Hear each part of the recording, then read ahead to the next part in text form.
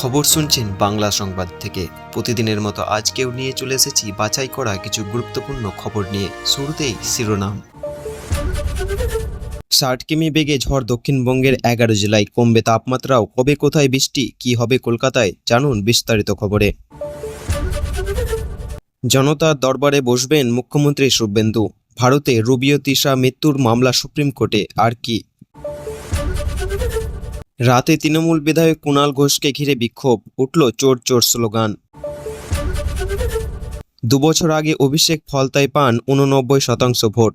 লুণ্ঠনে diamond model স্পষ্ট করে দিয়ে 4% নেমে এলো তৃণমূল। বিজেপির এই জয় অধরা ছিল।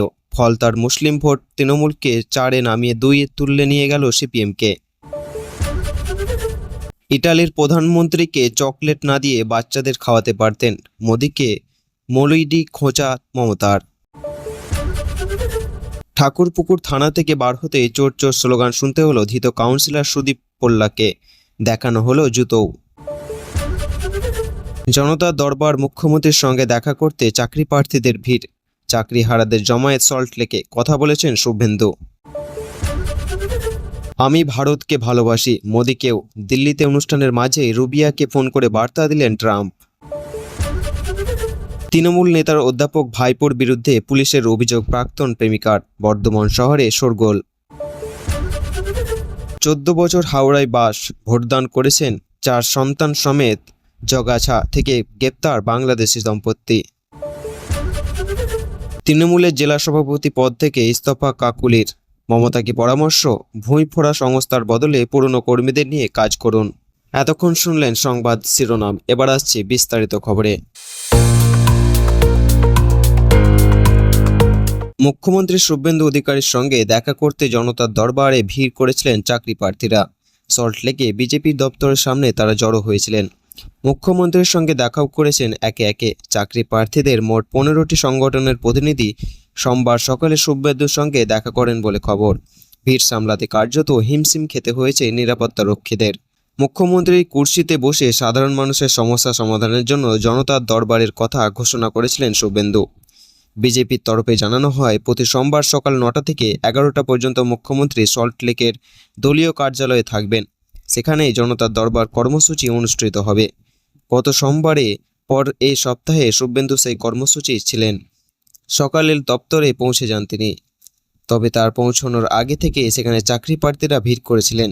যারা এসেছিলেন তাদের মধ্যে নিয়োগ দুর্নীতিতে কারণে বঞ্চিতদের পাশাপাশি সুপ্রিম কোর্টের নির্দেশে 26,000 চাকরিহারা শিক্ষক কর্মীদের প্রতিনিধিও ছিলেন।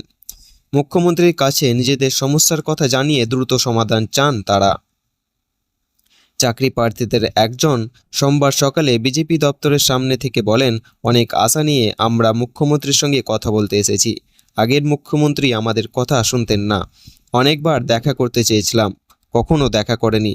এখন যিনি মুখ্যমন্ত্রী হয়েছেন, আগেও তাকে আমরা পাশে পেয়েছি। এখন ওর সঙ্গে দেখা করা যাচ্ছে। 26,000-এর মধ্যে আমরা যারা যোগ্য তার সমাধান চাই। শুভেন্দু ছাড়াও সল্টলেকে দপ্তরে আরও বিজেপি নেতৃত্ব ছিলেন। জনতার দরবার কর্মসূচি পরিচালনা করেছেন তারা। চাকরিহারা প্রার্থীদের প্রতিনিধির সঙ্গে বন্ধ ঘরে শুভেন্দু কথা বলেছেন। গত সোমবার এই কর্মসূচির আয়োজন করা হয়েছিল। ঘণ্টাখানেক দপ্তর থেকে সাধারণ মানুষের সমস্যার কথা শোনেন শুভেন্দু। সরাসরি মুখ্যমন্ত্রীর সঙ্গে দেখা করার সুযোগ পেয়ে অনেকেই সেখানে গিয়েছিলেন। বেরিয়ে তাদের কেউ কেউ জানিয়েছেন সমস্যার কথা, মন খুলে বলতে পেরে স্বস্তি পেয়েছেন। মুখ্যমন্ত্রীর কাছ থেকে সমাধানের আশ্বাস তারা পেয়েছেন। উল্লেখ্য, পশ্চিমবঙ্গের বিধানসভা ভোটে এবার বিপুল সংখ্যাগরিষ্ঠতা ক্ষমতায় এসেছে বিজেপি। তাদের নির্বাচনী প্রচারে অন্যতম হাতিয়ার ছিল তৃণমূল সরকারের চাকরি দুর্নীতি।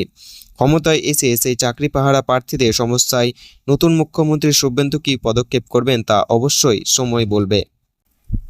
হাঁসফাঁস গরমে স্বস্তির পূর্বাভাস দিয়েছে আলিপুর আবহাওয়া দপ্তর। কলকাতা এবং আশেপাশের এলাকায় ঝড় বৃষ্টি হতে পারে চলতি সপ্তাহে। তাতে গরমও কিছুটা কমবে বলে মনে করা হচ্ছে। বৃহস্পতিবার এবং শুক্রবার কলকাতা এবং হাওড়ায় ঝড় বৃষ্টির সম্ভাবনা রয়েছে। বজ্র বিদ্যুৎ সহ বৃষ্টির পাশাপাশি ঘন্টায় 40 থেকে 50 কিলোমিটার বেগে ঝোড়ো হাওয়া বইতে পারে। হুগলি এবং উত্তর 24 পরগনায় ঝড় বৃষ্টি শুরু হয়ে যেতে পারে বুধবার থেকেই। বৃহস্পতিবার এই দুই জেলায় 50 থেকে 60 কিলোমিটার বেগে ঝড় হতে পারে। শুক্রবারের পর থেকে কলকাতা, হাওড়া, হুগলি বা উত্তর 24 পরগনা আবহাওয়া সংক্রান্ত কোনো সতর্কতা নেই। দক্ষিণ 24 পরগনা এবং মেদিনীপুরে আগামী রবিবার পর্যন্ত টানা বৃষ্টি হতে পারে।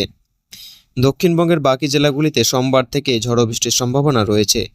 চলতি সপ্তাহে 50 থেকে 60 কিলোমিটার বেগে ঝড় এবং বজ্রবিদ্যুৎ সহ বৃষ্টির সতর্কতা জারি করা হয়েছে পূর্ব ও পশ্চিম মেদিনীপুর, ঝাড়গ্রাম, বাঁকুড়া, পূর্ব মেদিনীপুর, পশ্চিম বর্ধমান, বীরভূম, মুর্শিদাবাদ এবং নদিয়া। রবিবার পর্যন্ত এই সব জেলাতেই কম বেশি বৃষ্টি হতে পারে, তবে পশ্চিমের জেলাগুলিতে গরমের অস্বস্তি থাকবে। আগামী 3 দিন দক্ষিণবঙ্গে তাপমাত্রার পরিবর্তনের তেমন কোনো সম্ভাবনা নেই। তারপরের 3 দিন স্বাভাবিকভাবেই 2 থেকে 3 ডিগ্রি পারদ নামতে পারে। সোমবার সকালে কলকাতার নিম্ন তাপমাত্রা ছিল 30 ডিগ্রি সেলসিয়াস, স্বাভাবিকের চেয়ে 3.1 ডিগ্রি বেশি। রবিবার শহরে সর্বোচ্চ তাপমাত্রা ছিল 35.4 ডিগ্রি সেলসিয়াস, যা স্বাভাবিক। উত্তরবঙ্গে বৃষ্টি চলবে। আগামী বৃহস্পতিবার পর্যন্ত উত্তরের সব জেলাগুলিতে ঝড় বৃষ্টির সম্ভাবনা রয়েছে। বিক্ষিপ্তভাবে ভারী বর্ষণ হতে পারে দার্জিলিং, জলপাইগুড়ি, কালিম্পং, আলিপুরদুয়ার এবং কোচবিহারে। সেই সঙ্গে ঘন্টায় 40 থেকে 50 কিলোমিটার বেগে ঝোড়ো হাওয়া বইতে পারে এই সমস্ত জেলায়। উত্তরেও পারদ বেশ কিছুটা নামতে পারে। আবহাওয়া অফিস জানিয়েছে, দক্ষিণবঙ্গের বিহার এবং আশেপাশের এলাকায় একটি ঘূর্ণবাত রয়েছে। সমুদ্রতল থেকে তার উচ্চতা 0.9 কিলোমিটার। এছাড়া বিহার থেকে উপকূলীয় অন্ধ্রপ্রদেশ পর্যন্ত একটি অক্ষরেখা বিস্তৃত, যা ঝাড়খণ্ড ও উড়িষ্যার উপর দিয়ে গেছে। এর ফলে বঙ্গোপসাগর থেকে প্রচুর পরিমাণে জলীয় বাষ্প স্থলভাগে প্রবেশ করছে।